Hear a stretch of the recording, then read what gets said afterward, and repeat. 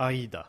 If you had any contact at all with marketing and the basic concepts it encompasses, then you're already familiar with this term. It's an acronym for the selling process. A stands for attention. And this is the first task your copy should accomplish. Grab your prospect's attention. And this is where most copywriters fail. Everyone wants to make the sale from the first line. But it's not that simple. The sales requires building up to. So you first need to focus exclusively on grabbing their attention. And that involves interrupting your audience from whatever they are doing right now. And this very famous internet meme pretty much sums it up.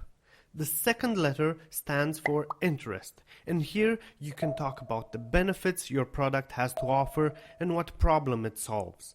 Be careful to keep up the momentum built initially. Start with the core benefits and then keep adding the additional problems it can solve. And now that you raise the interest level sky high, it's time to bring up desire.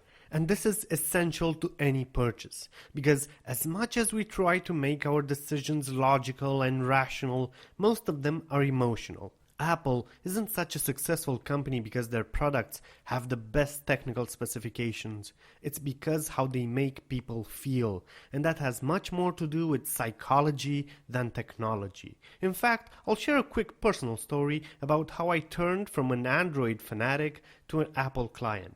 I owned over 3 Android phones, a Samsung, an HTC, even a ZTE with an Intel processor. And while I loved them all, I couldn't help but be annoyed by apps crashing from time to time, or the occasional bugs. Then one day, Orange, a carrier in my country, had quite a great offer for the new iPhones. And I was curious and went to see what it's all about.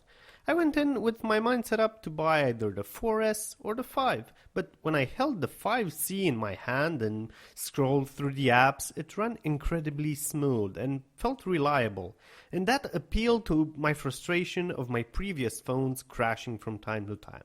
So I went ahead and made the purchase. 1 year later, I'm incredibly satisfied with my decision, and in all this time my phone moved slower only once. Literally, once. And this reliability aspect is what made me a fan. I'm not saying that everything Apple does is great. In fact, they are not even close to the innovators they call themselves. And the products are way overpriced. But I think their PR team is a genius. Go to their YouTube channel and start watching the commercials they made. All of them focus on emotion, on how the products make you feel. It's almost never about tech specs.